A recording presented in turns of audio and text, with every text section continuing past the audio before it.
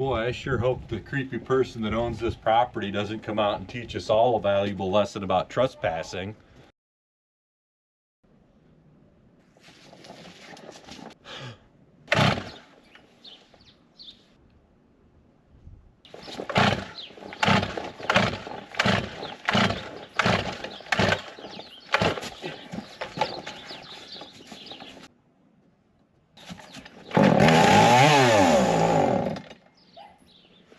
Did you forget to drain the gas out over the winter again?